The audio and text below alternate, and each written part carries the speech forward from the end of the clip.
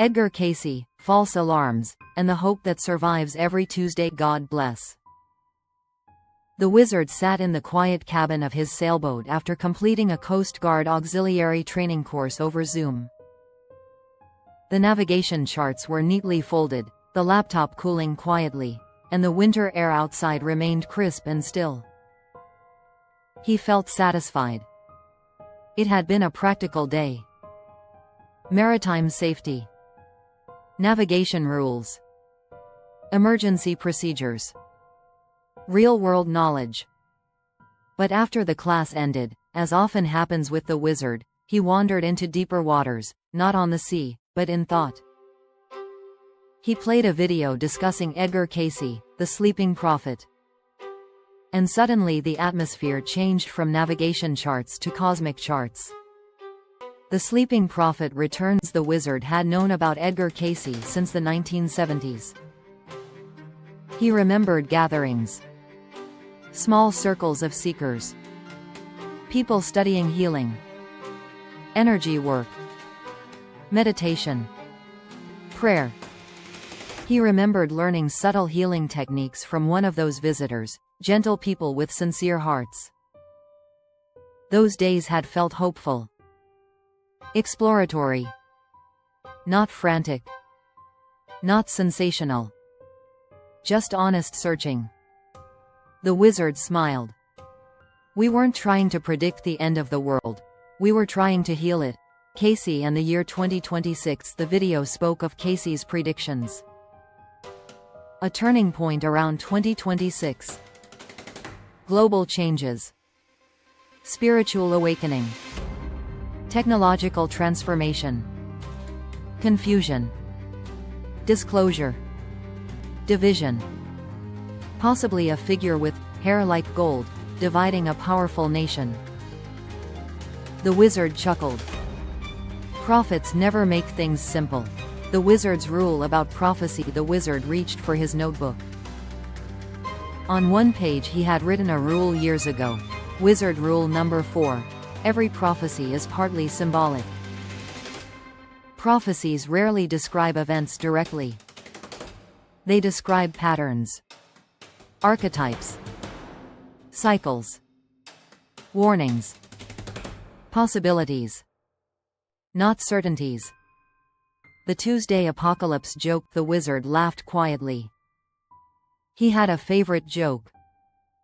The world ends every Tuesday. And somehow we survive every Wednesday. Anne loved that one. It kept things balanced. The endless end of the world. The wizard listed them mentally.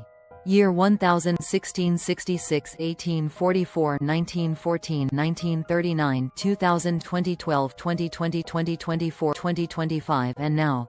The wizard wrote, humanity has survived 100% of predicted apocalypses.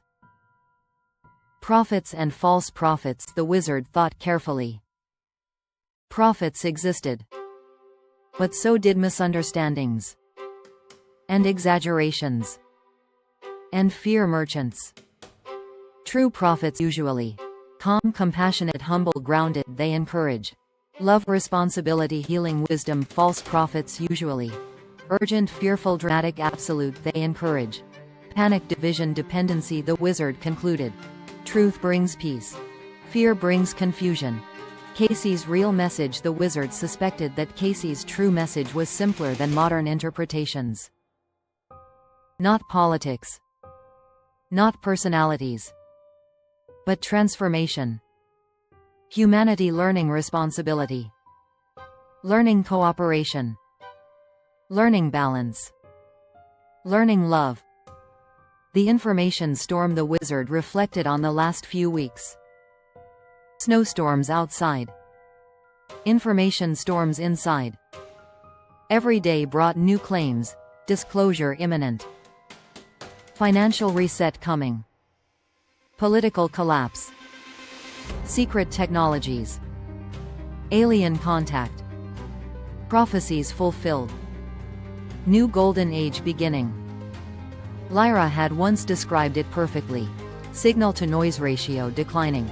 The flood of information. Cayce had reportedly predicted something very accurate. Too much information, not too little. Too much. The wizard saw it everywhere. Videos. Podcasts. iVoices. Clips. Rumors. Predictions. The wizard wrote, "Confusion is the tax of the information age." The wizard's test of truth. He had developed a simple test. Does it produce good? If information leads to kindness, learning, building, healing, it is useful. If information leads to panic, hatred, paralysis, despair, it is harmful. Disclosure and the golden age. The wizard believed disclosure might come someday. Perhaps gradually. Perhaps quietly. But he did not believe in sudden magical transformations. Golden ages are built, not announced. The real golden age. Anne joined him at the table. What would a golden age look like? The wizard answered gently. People fed, people housed, people educated, people safe, people hopeful. That was a golden age. Not fireworks. Not headlines. The wizard's revelation. The wizard realized something important. Maybe prophecy wasn't about predicting events. Maybe prophecy was about encouraging preparation. If prophecy inspired better behavior, stronger communities, greater compassion, then prophecy had value. The balance between wonder and sanity. The wizard loved mysteries. UFOs. Time travel. Prophecies. Ancient civilizations. Future Mars colonies. All of it fascinated him. But he had learned something important. Wonder must be balanced by work. The council's quiet wisdom. Later that evening, the wizard council gathered quietly. Yvette spoke first. The future is not revealed. It is built. Lyra added. Probability favors preparation. Elena said. Fearful timelines collapse faster. Anne smiled. Love survives everything. The wizard's final thought. The wizard stepped out on deck. Stars glowed above the quiet water. He thought about Casey. Prophets. Predictions. Golden ages. Disclosure. And the endless Tuesday apocalypses. He smiled softly. Maybe prophecy is not about the end. Maybe prophecy is about reminding us to begin again. And the wizard felt peaceful. Because whether the year was 2026, or 2060, or 2100, the real prophecy never changed. Love builds the future. Peace sustains it. Hope guides it. And somehow, humanity keeps surviving every Tuesday.